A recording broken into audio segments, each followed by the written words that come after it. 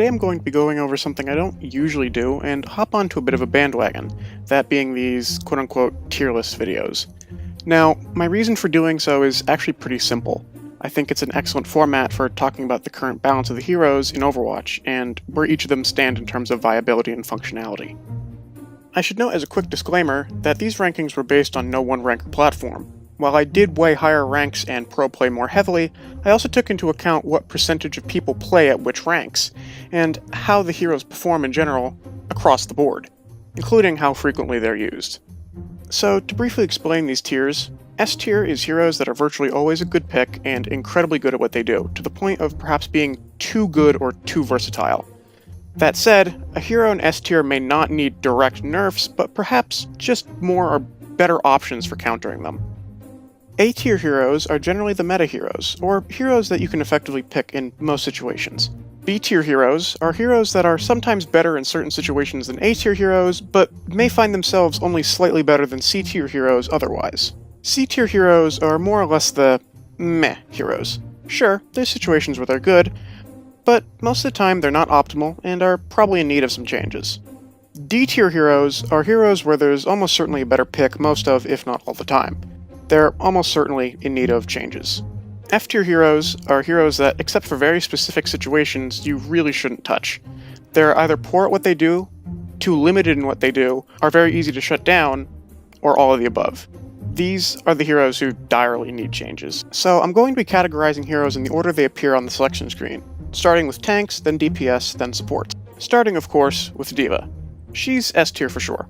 I'm struggling to think of a situation in which D.Va isn't at least a very solid pick. She has her defense matrix that allows her to just negate a theoretically unlimited amount of damage for up to 2 seconds, has excellent mobility that allows her to bring that defense matrix anywhere she goes, a sizable amount of survivability, and relatively high damage for a tank. I don't think it would be wise to nerf defense matrix anymore, but I do think her mobility, and specifically how consistent it is in need of some toning down, even if that means increasing her survivability to compensate. Orisa is a rather difficult hero to categorize, but overall I'd say she lands somewhere around C tier. She's quite good at defending a certain location and making enemies respect her positioning, but beyond that things begin to fall apart a bit. While her kit certainly does make her independent, her biggest drawback is her inability to flexibly rotate to defend or push forward onto an objective. And even on defense, she's not terribly reliable at holding her ground against a highly aggressive enemy team, especially one with a lot of healing. She's arguably better at defending individual teammates than an objective or location. Plus, her ultimate is pretty lackluster. She honestly requires maybe a better way to prevent enemies from pushing into her, and perhaps a minor rework to her ultimate. Reinhardt is definitely A tier. Despite all the things making him so unenjoyable to play, you can't deny that his ability to bring his barrier with him is incredibly valuable, and makes him very consistent. That said, I'm aware that he's an absolute CC magnet and is incredibly easy to displace. And once his barrier goes down, he usually acts as little more than a rather helpless bullet sponge if the enemy isn't directly in his face. What largely makes up for this, however, is his incredible ability to consistently control a very sizable amount of space and also move that controlled space along with him. I'd say he definitely needs better CC resistance and a bit more survivability when his shield is down, but overall he's quite solid. Roadhog. Ah, the thickness. The poor, magnificent beast. He's D tier. While excellent at getting individual picks, his lack of mobility and decent at best matchup against barriers makes that pick potential and ability to control space as a result rather difficult to maintain. His biggest downfall, however, is that even just having him on your team almost automatically puts your team at an ult disadvantage. Roadhog is huge, slow, and has a large health pool of pure normal HP, and a method of keeping that massive health pool filled rather consistently. To put it simply, he's incredibly easy to farm ult charge off of. In fact, if the enemy team has a Roadhog, you don't even need to focus on farming him for ult charge. It happens pretty much automatically. Even if the Hog player is being careful to feed as little as possible, if Hog is participating in fights and just doing his job, he's feeding enormous amounts of ult charge regardless. Make this man less of an ult battery blizz. Winston. He's probably the most representative hero of what makes a hero B tier. Overall, he's a very solid pick in pretty much any situation, except for ones where there's a lot of armor or a lot of anti-tank to deal with. When you need to engage consistently onto squishier enemies, however, Winston is extremely effective. He also has a very respectable amount of disruption capabilities and can lock down a target extremely well. His mobility isn't terribly difficult to disrupt, however, which certainly can cause issues. I'd say all there is to change here is to maybe make his jump harder to disrupt. Wrecking Ball. Hammond is a rather odd hero, and as such he's difficult to categorize. But I'd say he's also B tier. Incredibly durable, incredibly mobile, incredibly vulnerable to CC. That's Hammond in a nutshell. His damage isn't particularly great, but it's also not awful. And his mobility is absolutely insane in what it allows him to do, especially when it comes to disruption. Putting it simply, Hammond is a boop. He has so much disruption capability and so much survivability that a Hammond can pretty much make whatever space he wants his, whenever he wants, and almost always get away with it. Again, his biggest weakness is CC though, so while he certainly works very well in most situations, there's others where he's not the best. Not unplayable, but certainly not ideal. Maybe the only change I'd recommend is reducing the spread on his primary fire a bit? Zarya's A tier. No surprise there. She protect, she attack, she blow your ass back. Generally in that order. She's pretty much perfect for cleansing negative status effects, initiating or disengaging, wiping the enemy team, you name it. Her biggest drawback is simply that if there's too much damage to absorb, she very quickly becomes less of a reversal character and much more of an ult-charge battery. She's also very lacking in mobility. That's not terribly difficult to make up for, however, as she offers about 1 million different advantages to your team pretty much just by existing. And they're largely advantages that no other hero can offer. I'd recommend just some quality of life changes to her bubbles. Now then, on to the DPS. Our first DPS is Ashe, and she's also our first resident of F tier. What exactly does Ashe do again? I'm not exactly sure, and apparently she isn't either because she literally just tells Bob to do something! But really, there's no reason to play Ashe over McCree or Widowmaker. She lacks the close range capabilities of McCree while also lacking the long range capabilities of Widowmaker. It's that simple. Like, sure, if you're fighting against a team that's tightly grouped together, her dynamite can be nice, but not even because of what it itself does. It's much more because of how quickly it builds ult charge, and so you can get Bob faster, who, let's be honest, is really the only good part of her kit. Basically, you just have to wait until Ashe ults to get the other half of your 6 team member. Her coach gun isn't exactly great either because of how long of a cooldown it's on. And come on Blizzard, why does this hero have fall-off damage? It's literally 170 maximum damage per shot. Why does she have fall off if she's a supposed sniper? Is she even a sniper? What is Ashe? Alright, calming down. Next we have Bastion. Okay, maybe not calming down. Bastion is F tier. And I'm sure there's exactly one person who was surprised by that. Sure, Bunker is a thing, but Bastion is still literally the least picked hero in the game.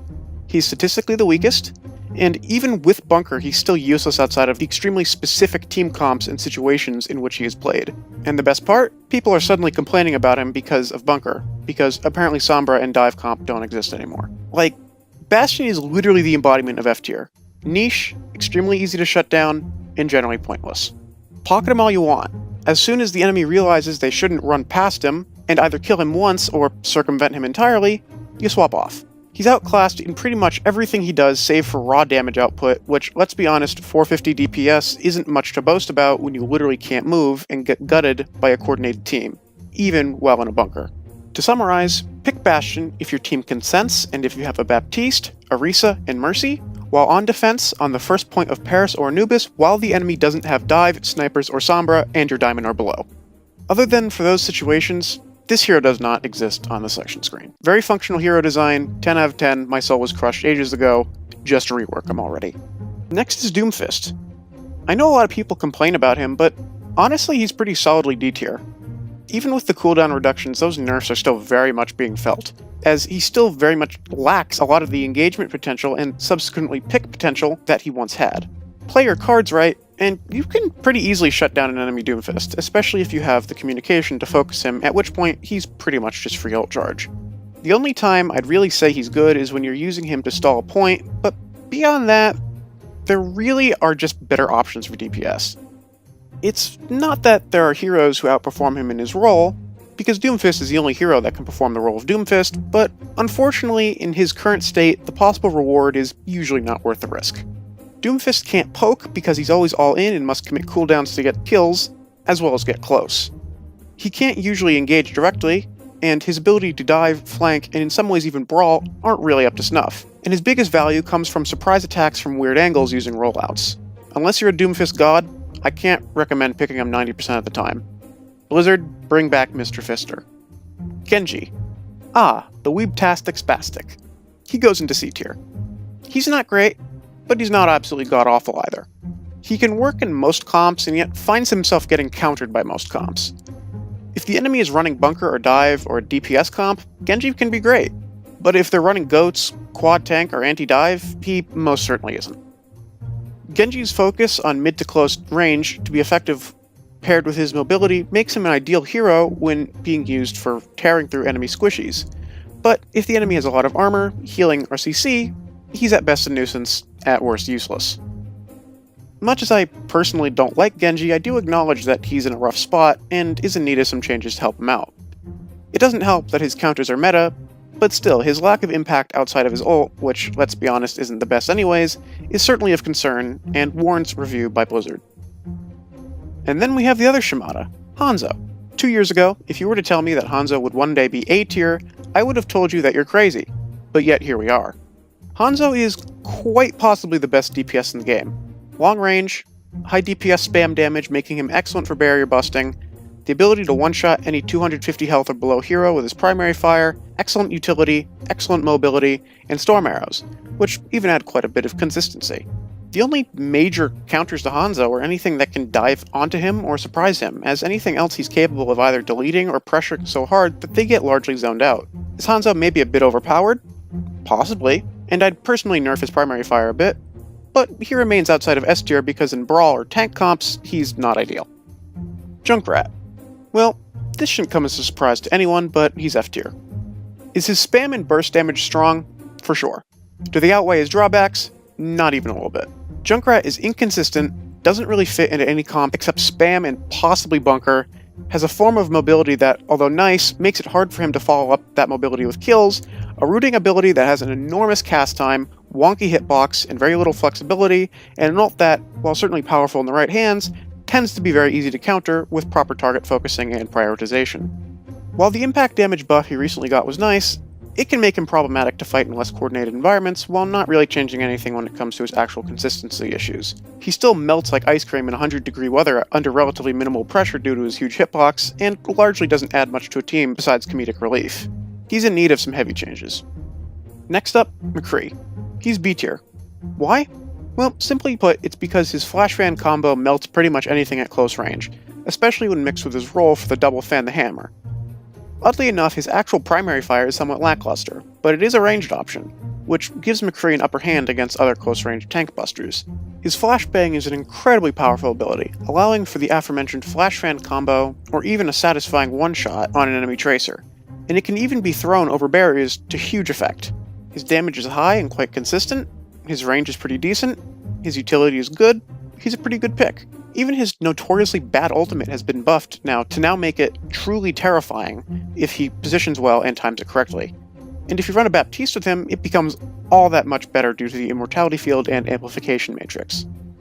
His biggest drawback is definitely his mobility, however, and if his flashbang is on cooldown, McCree becomes almost a little too easy to take out. But overall, he's a solid pick. I'd make a few changes here and there, but if you can aim and position well, you should find great success on McCree. Mei.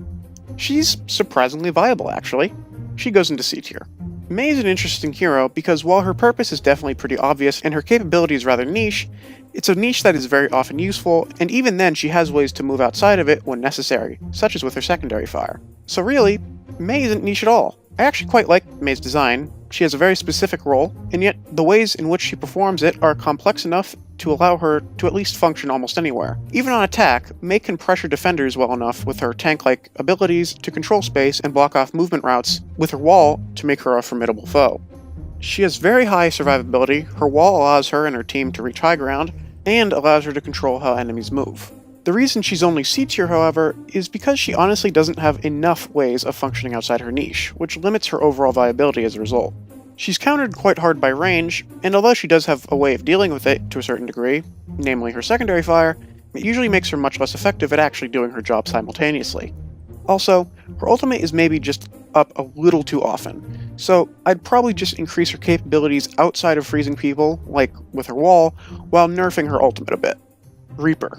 He's probably one of the trickiest heroes to categorize because while he's an absolute monster from bronze to plat, his effectiveness drops off sharply when you get to diamond and up. As a result, he's C tier. In all honesty, Reaper is a hero that has a ton of potential, but seems to be getting balanced in every way to actually prevent him from reaching that potential. His lifesteal is insanely powerful at lower ranks, but in higher ranks he gets focused too fast for it to really matter. His Shadow Step is definitely better now, but it's still clunky and only really functions outside of combat or in a 1v1.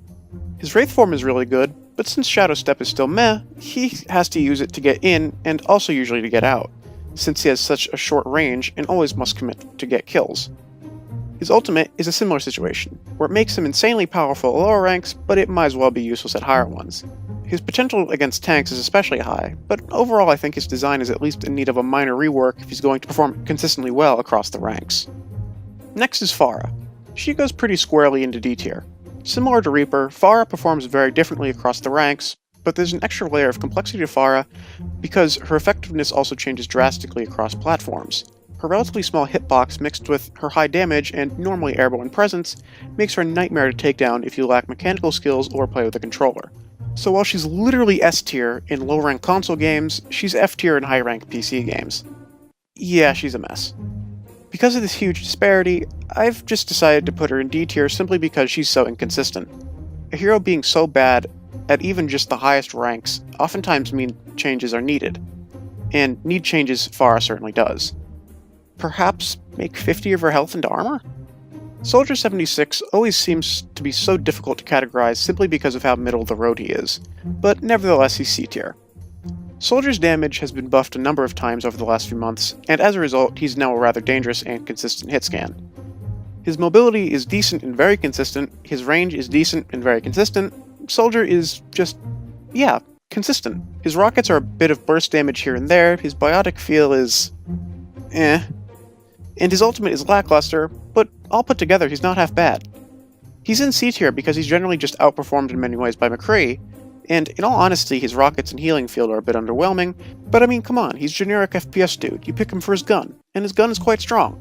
A couple minor buffs here and there would be nice though. Next up is Sombra. She's again a difficult hero to categorize due to her discrepancy in her performance across the ranks, but she still ends up in D tier.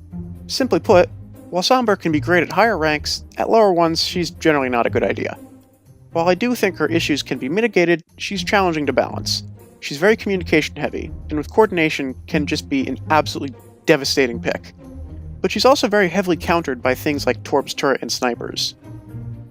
At lower ranks, she doesn't have that communication in the first place, so you'll usually just end up hacking a few things and meandering around the map while invisible. While her function and niche are almost always useful, she really can't do anything outside of them, and she's too reliant on factors outside of herself to be effective. The only reason she is in F tier is simply because of how powerful she is while in a coordinated team, and because of how inherently strong her function is.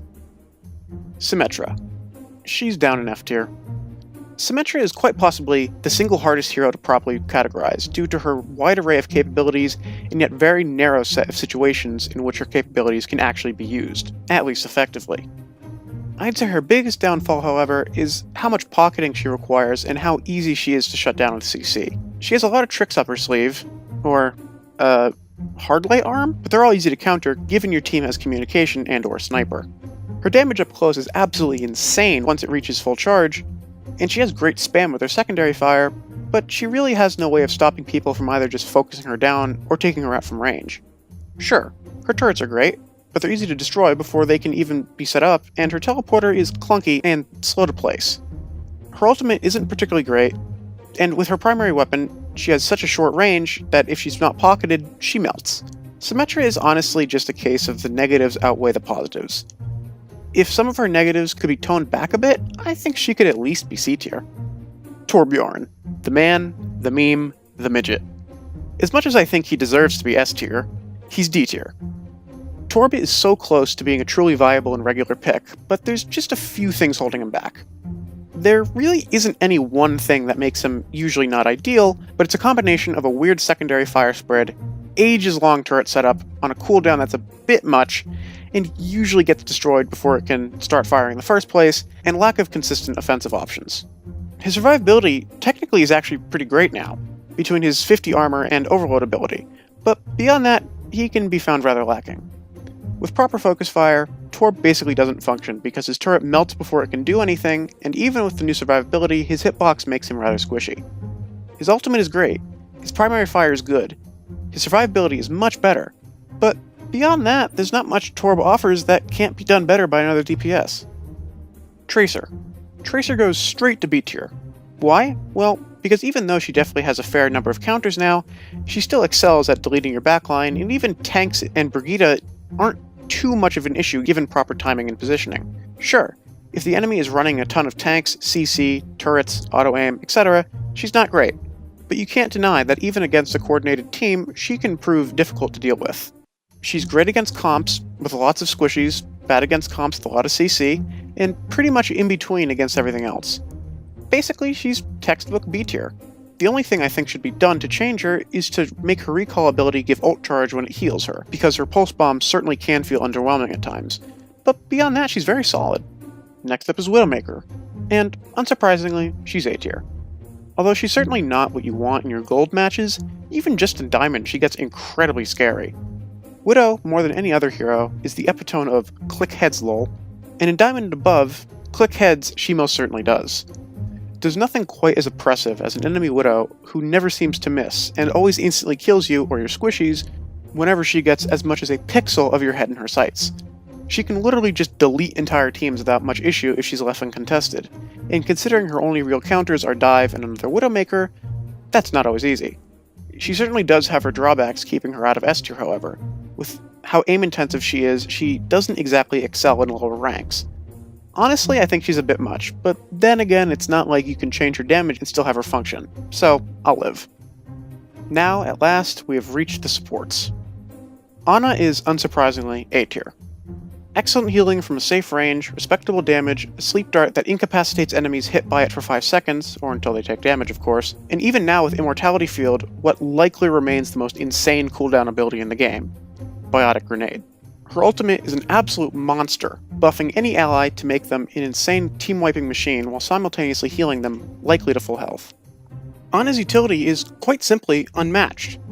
Even with her lack of self-healing and mobility, the sheer amount of value that this healer can get from a safe distance is unprecedented, and Ana simply outclasses the other main healers most of the time. Her weaknesses are rather clear, however, as if she's focused down she melts very quickly, but Ana's combination of ranged hit scan healing and damage, and multiple utilities unique to only her, makes Ana truly the queen of the sports. Next up is Overwatch's newest addition, Baptiste.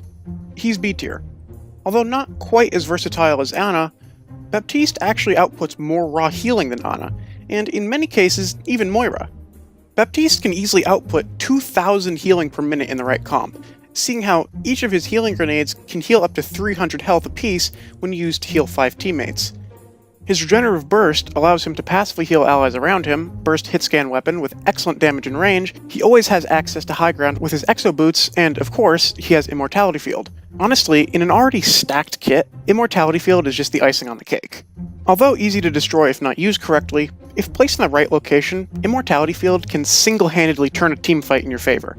Even if it only lasts for a moment before being destroyed, the ability to make you and your teammates immortal is unbelievably powerful. Then, with his incredibly cheap ultimate, he can double healing and damage outputs. Honestly, the only thing keeping Baptiste out of A or even S tier is the lack of range on his healing and his low survivability, as he can only heal himself with Regenerative Burst or keep himself alive with his Immortality Field. All in all, very solid pick in most situations. I'm glad to have him in the game. Brigitte. Alright, I know I'm about to make some heads spin and blood pressures rise, but Brigitte is D tier. I'm aware of how strong she is in the higher ranks, and in some cases even in the lower ranks, but if you take a step back, it becomes apparent that Brig is literally only good in GOATs, and struggles greatly outside of it. Her application is very limited but extremely strong, yet even then she melts when focused down by anything other than Dive or another GOATs comp. The only reason Brig is considered broken is because of how much GOATs is played at the highest ranks, but if she's not in a GOATs comp, and or against a Dive or GOATs comp, she's largely useless. Sure, her bash is strong, as is her whipshot and repair pack, but that simply doesn't make up for the fact that she has no range, no mobility, relatively inconsistent healing, and a large hitbox that allows her to be melted easily once her rather flimsy barrier is destroyed. Her rally is good, yes, but even it has major drawbacks in that it only works in a tightly grouped team. She's honestly very much in need of a rework of some sort. Lucio, the frog himself, is an S tier. How could he not be? His mobility, his healing, his speed boost, his incredible ultimate, his boops, his damage, Lucio is truly the ultimate off-healer. More importantly, however, there really aren't any ways to negate his most important ability, his speed boost, outside of just killing him. Which, let's be honest, isn't always the easiest. Speed boost is unique to Lucio, and is useful 99% of the time, even in bunker comps for taxiing or rotating. Dive, speed. Triple DPS, speed. Goats, speed. Even better, he can bring that speed with him anywhere. All he has to do is touch a wall and suddenly, warp drive engaged! His AoE healing really allows him to outclass Brigitte, and honestly his damage is a bit better. He's in, he's out, and now your Rein is off the map. Honestly, I think he's a little bit over the top, but that's really more down to the fact that there's no other heroes with speed boost, and there's no real way to counteract it than it is Lucio himself being overpowered. Mercy, our dear angel, finds herself in C tier. Now, I feel it's important to mention that Mercy is more on the border between C and D tier, but I'm an optimist, so here she is. Mercy is extremely consistent healing and great mobility, but really she doesn't have much to offer that makes her a better pick over other healers in most situations. There are only really 4 times I'd say you should run Mercy. In a triple or quadruple DPS comp, old school dive, when you have a Bastion, or when you have a Pharah. In a conventional 2-2-2 comp, she really just doesn't heal enough to justify picking her. And even with a lot of DPS heroes on your team, she's only there to damage boost. Her healing is simply secondary, even with squishies. Beyond that, her res can be nice, but it's often just outclassed by the amount of healing and utility other supports have, and her ultimate is rather lackluster by comparison. Overall, she's just generally outclassed. She only remains in C tier simply because she's so accessible to lower ranks. Although to be honest, her kit and the way it's designed just makes it difficult to balance her. In need of a rework? Check. Moira. Poor woman's down in F tier. Why? Because like Mercy, she's just heavily outclassed. But what puts Moira in F tier and not D or C tier is that her healing outside of her ultimate is relatively easy to almost completely negate. Her orbs are relatively slow and easy prey for D.Va's defense matrix, and both her damage beam and healing spray are completely negated by barriers. On top of that, her orbs are quite slow, she has a very limited healing resource that requires her to do damage to heal, her mobility is inconsistent, and she literally has zero utility. Seriously, just pick Honor or Baptiste instead. If Moira is going to be worth picking, she either needs some utility and or more raw healing, and more consistently. Finally, we have Zenyatta, who's A tier. That shouldn't be particularly surprising given that Zenyatta's kit makes him useful practically everywhere despite his obvious weaknesses. Consistent healing at almost any range, 25% bonus damage for you and your team to any enemy Zen wants whenever he wants, scary levels of burst damage, and an ult that does 300 AoE healing per second makes Zenyatta irreplaceable in any team comp. He does have a healthy number of weaknesses however, as he's very immobile, lacks self-sustain outside of his shields and ult, and can only target one person at a time with his orbs.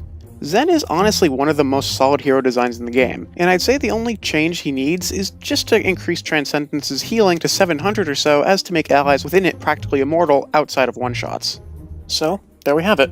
All 30 heroes in Overwatch ranked by viability and functionality. What do you think? Would you change anything? If so, why? I'm curious to see what you have to say.